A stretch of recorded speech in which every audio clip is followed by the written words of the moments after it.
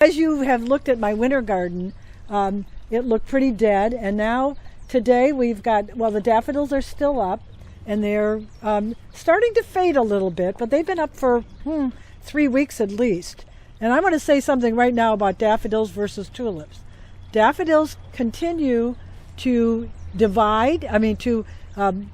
increase in their clumps. So if you look at this clump right here, it's really thick. Now I'll go back in there and dig that up this year, and I can spread those all around the yard and continue to get more and more daffodils. Okay. And if you put in tulips, you have to put them in every year almost, because they don't live here, because Virginia is way too warm for tulips. So I'm going to encourage people to put in daffodils versus tulips, because they are definitely the harbinger of spring. You can put a few tulips in, but save yourself a lot of work. Each bulb will create another bulb in the ground that year. So I need to actually break up all these clumps. I've done this over the years. You can see there's, I started with a few clumps, and then the daffodils will just create more daffodils for me free of charge. I don't have to buy them. I just have to dig them up and move them around. And the best way to do that is for me to go and make little marks in the ground now where I need to see where clumps are. So if you look back here, we could use another clump or two for color. So I'll take that clump, dig it up, split it, put some back in the ground, and put some other clumps over here. And that's what you do with daffodils. Eventually you could have this entire place covered with daffodils, and then once they die back, you have all your other plants coming in. You see the Yoshino cherry here, and it's a non-native. But the reason that I have planted this cherry here and across the city, if you remember at the War Memorial, there was some cherry trees blooming last week. Those are for the early bees, because they need pollen for food. And the best place for them to get them right now is the cherry blossoms. Those were the Okami cherries at the War Memorial. This is a Yoshino. This is the next tree that blooms. This is about 75% of the trees at the tidal basin in Washington, D.C. are the Yoshino cherry. Okay. So they're just coming. You can see that there's still blossoms that haven't come out. So it's not at peak bloom. We're looking at probably around next Monday that they'll be at peak bloom. And then if you look in the yard, you'll start to see that the little baby violets are coming out. And again, those are for the early bees. They get to access the pollen for there.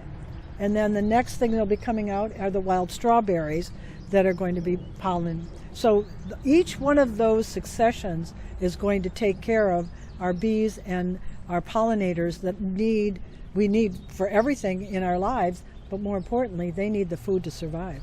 Interesting to take that long look at things. Right, and plus the fact is I want to have color. I want to have a succession of color. And so let's take a walk up here to our shade garden. So I started out with one little tiny clump of bluebells here, and they took care of taking where they should go. And so you can see up in the area up there, they haven't all bloomed out yet, but the bluebells are starting to spread themselves out.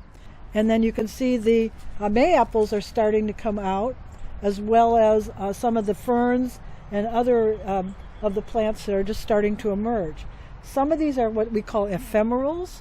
So when the bluebells are done blooming, all of the vegetation will go, all the leaves will be gone, and they're just there for the moment.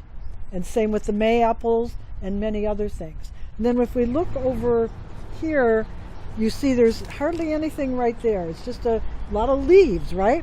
But in a few days, the wild ginger is going to start emerging, and that will cover that area, and that will stay evergreen throughout the season until the fall.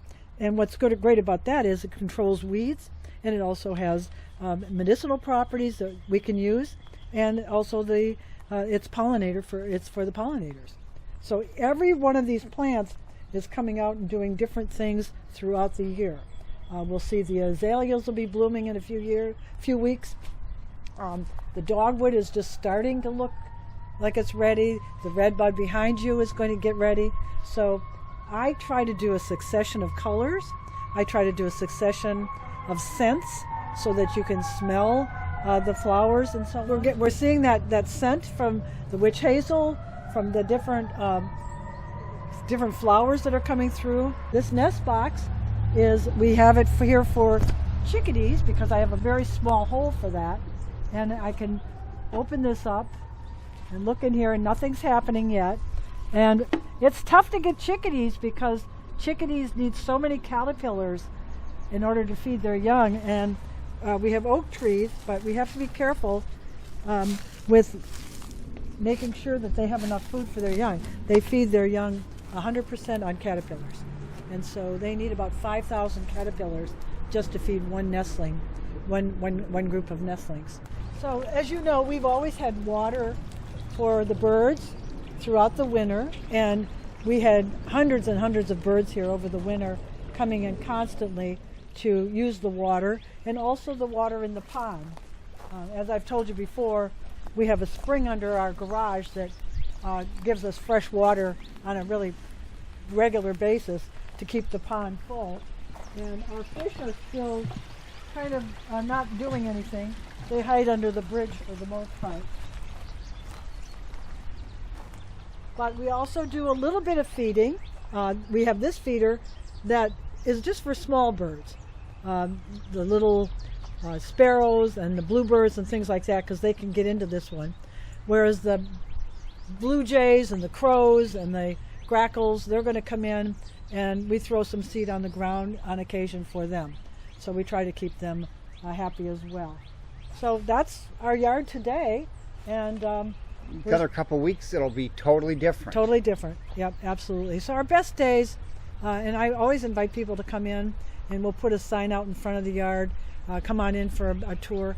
But mid-May, end of May, it's always one of the prettier days, and especially when the red buds are all in bloom. Because this is a red bud here as well, and so it'll be in bloom. But then next will be blooming after that is the Kentucky yellowwood, which blooms in May. So we've got a pretty. That's my plan, and everybody should think about how they want to plan their yard. Mm-hmm. And if I just was working with a lady yesterday, she has a huge backyard. It's almost 3/4 of an acre, and she's not trying to figure out how to design it.